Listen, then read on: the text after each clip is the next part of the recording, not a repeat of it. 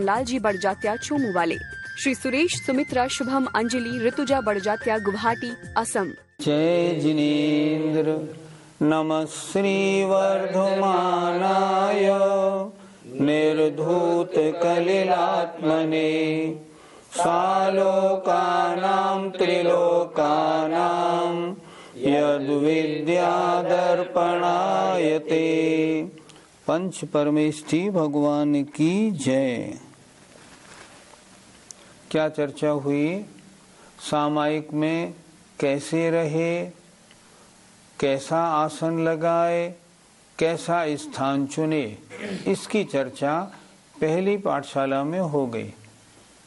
आज इस पाठशाला में हो रहे हैं कि सामायिक के समय अपने मन की स्थिति, अपने परिणामों को कैसा रखे ताकि सामायिक बढ़ सके, उसमें आनंद लिया जा सके। आइए बोलते हैं। व्यापारो वै मनस्यात्, व्यापार वै मनस्यात्, विनिवृत्त्यामन्तरात्म विनिवृत्त्या, विनिवृत्त्यामन्तरात्म विनिवृत्त्या, सामयिकं बध्नीया, सामयिकं बध्नीया, दुपवासे चैकभुक्ते वा, दुपवासे चैकभुक्ते वा। बोलिए। व्यापार वै मनस्यात्, विनिवृत्त्यामन्तरात्म विनिवृत्त्या, सामयिकं बध्नीया, दुपवासे चैकभुक्ते वा।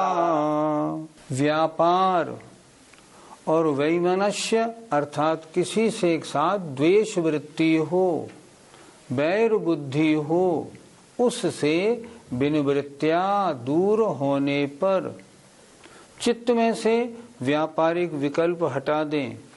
किससे लेना, किससे देना, नहीं अभी नहीं, अभी ये सामयिक का समय है, अभी नहीं। वैमनस्य किसी से मुकदमेबाजी चल रही है, कोई बात हो गई है, होने दो, अपन उससे दूर रहें बिल्कुल, क्योंकि ये सामयिक का काल है। इसलिए तो व्यापार और वैमनस्य से दूर होने पर और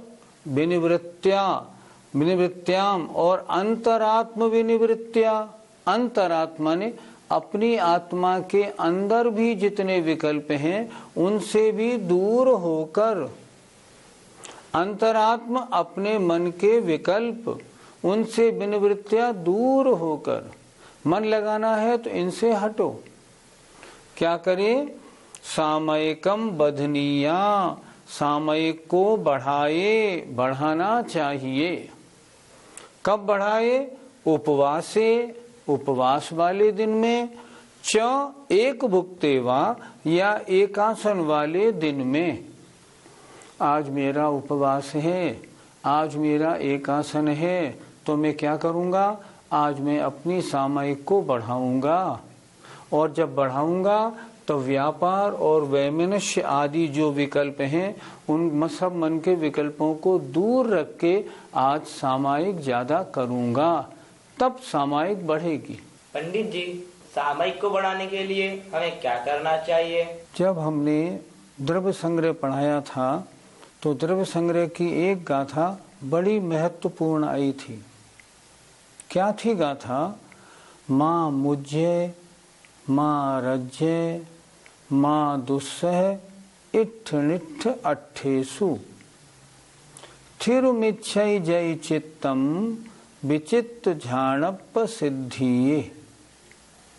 अगर तुम तरह तरह के ध्यानों की सिद्धि के लिए अगर चित्त को स्थिर करना चाहते हो तो क्या करो? माँ मुझ्य है, किसी भी वस्तु में मोह मत करो। माँ रज्य है, राग मत करो। माँ दुस्सह, द्वेष मत करो। क्या गाथा थी? माँ मुझ्य, मोह मत करो।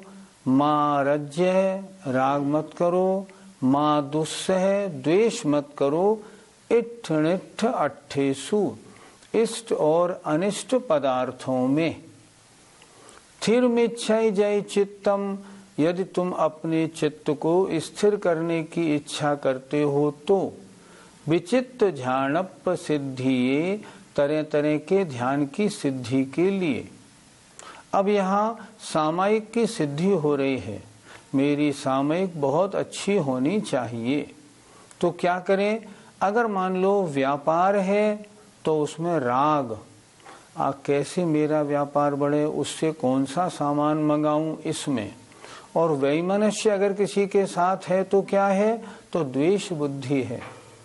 जब तक चित्त में राग बुद्धि और द्वेष बुद्धि है तब तक चित्त कहीं भी एकाग्र होने का प्रश्न ही नहीं उठता। हम क्या करते हैं, हम लोग सब नमोकार मंत्र की जाप जपते हैं मंदिर जी में। मैं आप सबसे कह रहा हूँ, सब देखना, टटोलना अपने अपने को। मंदिर जी में नमोकार मंत्र की जाप हमें जपने का शौक तो है, लेकिन मन कितना लगा ये देखने का हमें किसी को शौक नहीं। जबकि मन कितना लगा, नंबर तो इससे ही मिलेंगे ना कि आपकी ये जाप कितनी सफल है और कितनी असफल, उसकी ओर ध्यान नहीं। हम तो मंदिर गए, हमने मंदिर की 3 परिक्रमा लगाई, सामने बैठे, माला उतारी, फटाफट माला जपी नहीं, माला खींची, पूरी की, टाँकी, अपना शास्त्र पढ़ा, घर चल दिए। ऐसे जाप नहीं होती। सामयिक भी ऐसे नहीं होती। हमें सामयिक करनी है, कैसा भी हल्ला गुल्ला हो, हमने तो किया कराया, पीछा छुड़ा लिया, ऐसे नहीं होता। अभी प्रसंग आया था ना, एकांत में जहाँ कोई डिस्टरबेंस नहीं हो, ऐसे स्थान में जाप दी सामयिक की जाती है, तब तो बात बने। अब यहाँ क्या लिख रहे हैं आचार्य, बहुत स्पष्ट लिखा उन्होंने, व्यापार से दूर हो जाओ, वैमनस्य से उससे भी दूर हो जाओ, और अंतरात्मा, आत्मा के जो विकल्प हैं, राग द्वेष के सारे विकल्प, उनसे भी दूर हट जाओ। जब इनसे हटोगे तब सामयिक बढ़ेगी, नहीं तो नहीं बढ़ेगी। पंडित जी, सामयिक बढ़ाने का उपवास व एकासन से क्या संबंध है? हम देखते हैं जिस दिन किन्हीं मुनि महाराज का उपवास हो, या जिस दिन किन्हीं मुनि महाराज का अंतराय हो जाए, अंतराय हुआ, वो अपने कमरे में आए और बस माला लेके जाप करने बैठ जाते हैं। क्यों बैठ जाते हैं? इस समय का अधिक सदुपयोग करो ना, अपनी सामयिक को बढ़ाओ। आज उपवास है मेरा, मान लो, अब मैं उपवास के दिन अपना उस दिन का सदुपयोग कैसे करूंगा? मेरा कर्तव्य होता है, मैं उस दिन रोज करता था 2 घड़ी सामयिक, आज करूं 4 घड़ी और 6 घड़ी। क्यों? आज का सारा दिन मुझे इन्हीं कामों में तो देना है। आज मेरा एक आसन है, मैंने सुबह भोजन कर लिया और मंदिर जी में आ गया। उपवास या एकासन वाले दिन घर गृहस्थी का या व्यापार का कोई काम नहीं किया जाता। अगर कोई काम आप करते हैं तो उपवास और एकासन का आपको पूरा फल मिलने वाला नहीं। उस दिन क्या करना है? उपवास। उस दिन अपनी आत्मा के पास में रहना है। उपवास करना, शरीर का उपवास क्यों कराया? आज तुझे भोजन शरीर को नहीं मिलेगा। क्यों नहीं मिलेगा? आज का पूरा दिन मुझे आत्मा के पास रहना है, इसलिए शरीर की छुट्टी, इसलिए उपवास किया जाता है। एक भोजन का विकल्प अगर छोड़ दिया जाए तब फिर भोजन, मल, मूत्र, पानी, बहुत सारे विकल्प छूट जाते हैं। आज सुबह से कल ही संकल्प कर लिया, अब मैं कल उपवास रखूंगा, अब सारे संकल्प विकल्प सब खत्म। दुकान उस दिन जाए कि नहीं, अगर उपवास और एकासन ठीक करना है, दुकान पे जाने का उस दिन कोई काम नहीं। अन्यथा चित्त फिर कैसे लगेगा? तो यहाँ क्या कह रहे हैं, कैसे बढ़ाए? पहली बात तो व्यापार और जो वैमनस्य है उनको आत्मा से हटाए। फिर दूसरी बात, आत्मा में जो और बहुत सारे विकल्प हैं, इसका अच्छा, उसका बुरा, तेरा मेरा, यहाँ वहाँ जाना है, उससे लेना है, उसको देना, सब हटा दे। हटाने के बाद क्या करें? अपनी सामयिक को अब बढ़ाए। पहले विकल्प को हटा दिया, अब सामयिक ज्यादा करे। और जिस दिन उपवास या एकासन हो उस दिन समय बहुत है और समय का सदुपयोग भी करना है, तो क्या करें, उस दिन सामयिक ज्यादा करें। रोज मैं 1 माला जपता हूँ, आज 3 माला जपूंगा। क्यों? आज काम ही क्या है। रोजाना मैं 1 घंटे पूजा करता हूँ, आज उपवास है, आज 2.5 घंटे का उपवास, आज 2.5 घंटे पूजा करूंगा। क्यों? काम ही क्या है, आज सारा दिन मुझे धर्म ध्यान में देना है, इसीलिए तो मैंने उपवास किया है। कोई मैंने लंघन थोड़ी किया है, डॉक्टर ने मुझसे कह दिया हो आज खाना नहीं खाना, वो थोड़ी किया। मैंने तो जानबूझ के भोजन छोड़ा है ताकि आज का सारा दिन मैं आत्महित में लगा सकूं। तो मैं क्या करूं, इस तरह व्यापार और वैमनस्य से दूर हो जाऊं, आत्मा में जो अन्य गलत चिंतन है उनसे भी दूर हो जाऊं, और अगर मैंने एकासन या उपवास किया हो तो उस सारे दिन मैं अपनी सामयिक को और बढ़ाऊं। क्यों? आज सब तरह की अनुकूलता है, आज तो सामयिक करने के लिए उपवास का दिन मिला है, चलो करते हैं। अगर ऐसा करेंगे ना तब सामयिक का पूरा फल मिलेगा। पंडित जी, उपवास के दिन तो बहुत भूख लगती है, हो ही नहीं पाती, फिर कैसे करें? इसका मतलब अभी आप धर्म से दूर हैं, आपने स्वाध्याय करके अपना मन बनाया नहीं। भूख कब लगती है और कब नहीं लगती, एक बार आत्मा में संकल्प कर लो ना, कल का उपवास रहेगा मेरा, अगले दिन भूख ही नहीं लगेगी। क्यों नहीं लगेगी? मालूम है आज का उपवास है, बस ठीक। तो अगर इतना पहले संकल्प पहले दिन कर लिया है, महाराज के पास गए, महाराज मैं कल का उपवास रखूंगा, ठीक है रखना, बस। अब अगले दिन आप घर में आएंगे ही नहीं तो भूख लगेगी नहीं, भोजन की याद आएगी ही नहीं, सामयिक खूब आराम से होगी, क्यों नहीं होगी। और अगर मान लीजिए आपके चित्त में दिक्कत है, तब तो भूख प्यास, घर में आए हैं, बैठे हैं, बच्चों के साथ करेंगे तो सारे विकल्प आएंगे। इसलिए जिस दिन उपवास करे एक ग्रुप में करें, 2, 4, 10, 15 लोग मिलके करें, और सारे के सारे मंदिर जी में ही रहें, सब मिलके पूजा करें, मिलके स्वाध्याय करें, मिलके सामयिक करें। अगर ऐसा काम करेंगे ना तो बिल्कुल भूख नहीं लगेगी और सामयिक बहुत अच्छी होगी। उपवास वाले दिन तो बहुत अच्छी सामयिक होगी। सामयिक किन परिस्थितियों में बढ़ाई जाती है उसका श्लोक हो गया। अब अगले श्लोक में बता रहे हैं सामयिक कब करें और इस सामयिक से लाभ क्या है, इसमें विशेषता क्या है। सामयिकं प्रतिदिवसम्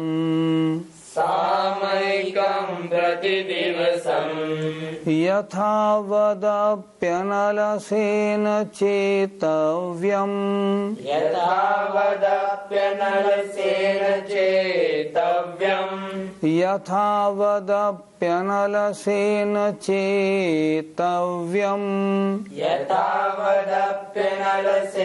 चेतव्यम् व्रत पंचक परिपूर्ण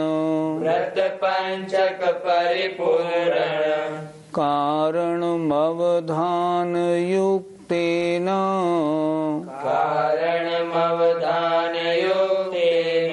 बोलिए सामयिकं प्रतिदिवसम् यथावदप्यनलसेन चेतव्यम् व्रत पंचक परिपूर्ण कारणमवधान योक्तेन। सामयिक कब करे और दूसरी बात क्यों करे, इसका उत्तर आचार्य ने इस श्लोक में दिया है। सामयिकम सामयिक प्रतिदिवसम प्रतिदिन करे, यथावत माने शास्त्र में जैसी विधि बताई है तद अनुसार, आगम के अनुसार यथावत, अनल सेनो आलस्य से रहित तो होके करे। और अगर उत्साह पूर्वक करेगा और तो वह और उसको बढ़ाएगा, आलस्य रहित होकर करे और बढ़ाता जाए। प्रारंभ में 2-2 घड़ी करता था, फिर 3-3 घड़ी हो गई, 2-4 साल बाद अब तो 4-4 घड़ी होने लगी और आगे और बढ़ गई। क्यों बढ़ गई? बहुत आनंद और बड़ी अच्छी चीज है। आचार्य क्या लिख रहे हैं अगली लाइन में देखें आप, सामायिक क्यों करनी? व्रत पंचक परिपूर्ण कारणम, अर्थात तुम्हारे जो पांचों व्रत हैं इनको पूर्णता करने में कारण है। अगर तुम चाहते हो अहिंसाणु व्रत अच्छा पले तो क्या करोगे? चित्त में राग द्वेष हटाओगे, तब तो अहिंसा व्रत पूरा पलेगा। और अहिंसाणु व्रत पूरा पालना है, सामायिक अधिक अधिक बढ़ाते जाओ, परिणामों में से राग द्वेष हटते जाएंगे, अहिंसा व्रत अच्छा पलेगा। इसी तरह सब जगह लगाना चाहिए। व्रत पंचक पांचों व्रतों की परिपूर्ण माने पूर्णता का कारण होने से अवधान युक्तेन, अवधान माने एकाग्र चित्त से युक्ति पूर्वक, अर्थात एकाग्र चित्त होकर। क्या कह रहे हैं देखें फिर दोबारा, पांचों व्रतों के परिपूर्णता में कारण होने से सामायिक को प्रतिदिन एकाग्र चित्त होकर यथावत जैसा शास्त्रों में लिखा है तदनुसार आलस्य रहित होकर करे और उसको धीरे धीरे बढ़ाता जाए। हम भी क्या देखते हैं, जिस कार्य में अपना मन लगता है ना, हम उसको बढ़ाते जाते हैं। पूजा करने में आनंद आया, पहले एक पूजा करने का नियम लिया था, अब 2 पूजा करने लगे। और आनंद आया, अब फिर 3 पूजा करने लगे। क्यों करने लगे? बहुत आनंद आता है। अगर सामायिक में रुचि बनी है, सामायिक में आनंद आता है तो बढ़ाएगा ही। पंडित जी, सामायिक से पांचों व्रतों की पूर्णता कैसे होगी? पहला प्रश्न हुआ, मान लो उनके अहिंसाणु व्रत है। हिंसा किसे कहते हैं? आत्मा में राग द्वेष का उत्पन्न होना हिंसा है। पुरुषार्थ सिद्धिपाय में एक श्लोक दिया है उन्होंने, अप्रादुर्भाव खलु रागादीनाम भवत्य हिंसेति तेषामेवोत्पत्तिर हिंसेति जिनागमस्य संक्षेपः। आत्मा में राग द्वेष का उत्पन्न होना हिंसा है और राग द्वेष का उत्पन्न नहीं होना ही अहिंसा है। अब उसे अपना अहिंसाणु व्रत पूरा करना है तो क्या करे? राग द्वेष से रहित होके मन को कहाँ लगाए? सामायिक में लगाए। जब राग द्वेष से रहित होकर सामायिक में मन लगाएगा तो उसका अहिंसाणु व्रत बहुत अच्छी तरह पलेगा। सत्याणु व्रत, अब सच बोलने की बात है, जब आत्मचिंतन में लगा हुआ है तो इससे बड़ा सच और क्या है? संसार के लौकिक चर्याओं में जाएगा तब झूठ बोलेगा, चोरी की बात करेगा, कुशील की बात करेगा।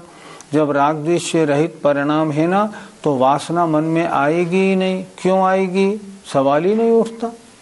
सबको छोड़ के सामायिक करने बैठा है तो परिग्रह की बात क्यों आएगी? सवाल ही नहीं उठेगा। सामायिक तो पांचों व्रतों की परिपूर्णता में कारण है। बस शर्त यह है मन लगाकर की जाए तो। अगर कोरम पूरा करके की जाती है नहीं, तब उससे लाभ नहीं होता। पंडित जी, एक दिन में अधिक से अधिक कितनी देर तक सामायिक की जा सकती है? बाहुबली भगवान कितने समय तक खड़े रहे थे एक आसन से? 1 वर्ष तक।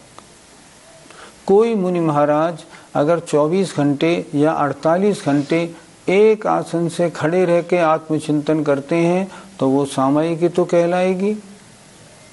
कितनी बढ़ाए? जितनी बढ़ा सके, जितनी सामर्थ हो।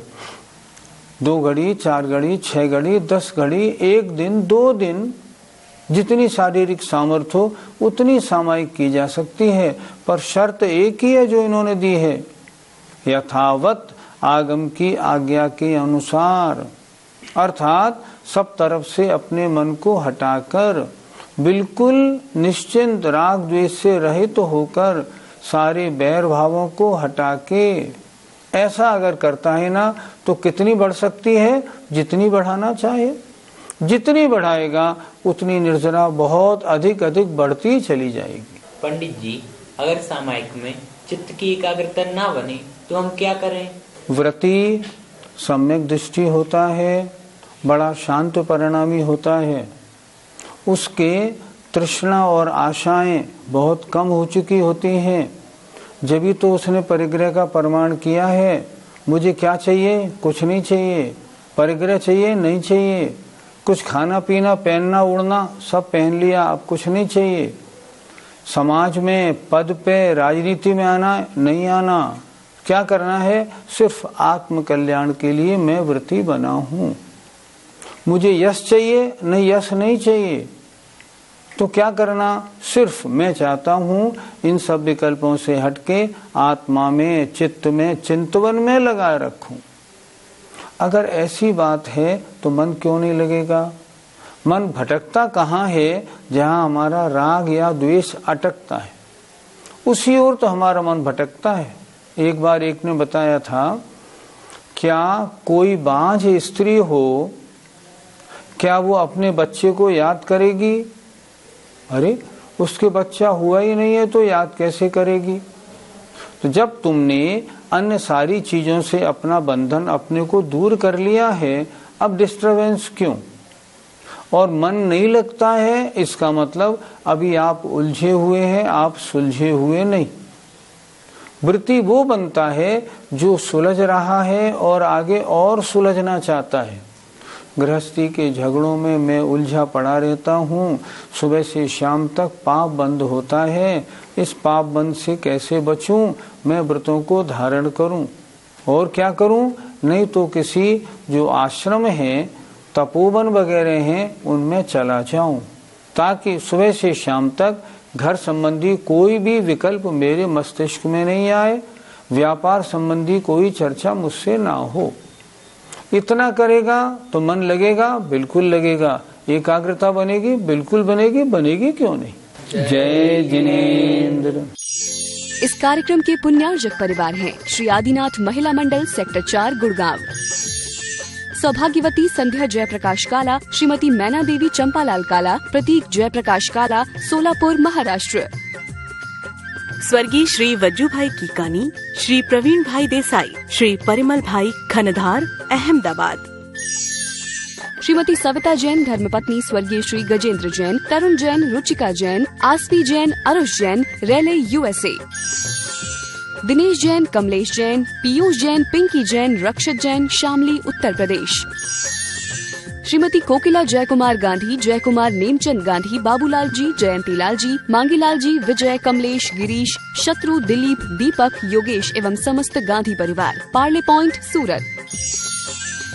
डॉक्टर तेज कुमार सोगानी जी की पुण्य स्मृति में धर्मपत्नी डॉक्टर अचला सोगानी, सुपुत्री महिमा सोगानी, श्रीमती मोनिका जैन धर्मपत्नी सुपार्श्व जैन, श्रीमती प्रियंका जैन धर्मपत्नी अमित जैन, बड़े भ्राता श्री माणक चंद एवं सोगानी परिवार, 8 Ambika colony, Sanganer, Jaipur.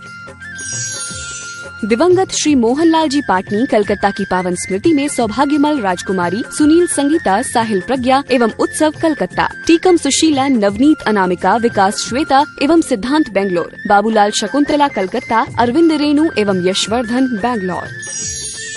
Shri Parasnath re rolling mills limited, Durgapur 1, Vardhaman, Paschim Bangal, Amita Jain, wife of Anil Kumar Jain, Sangeeta Jain, wife of Vipin Kumar Jain. Shri Subhash Jain, Shrimati Saroj Jain, Shrimati Renu Jain, Shrimati Anjali Jain, Shrimati Aarti Jain, Saanvi, Vardhan, Aarav, Kuvam, Sonipat, Haryana. Shrimati Champa Devi धर्मपत्नी स्वर्गीय श्री रतनलाल जी बड़जात्या, छोमू वाले। श्री सुरेश, सुमित्रा, शुभम, अंजलि, ऋतुजा बड़जात्या, गुवाहाटी, असम।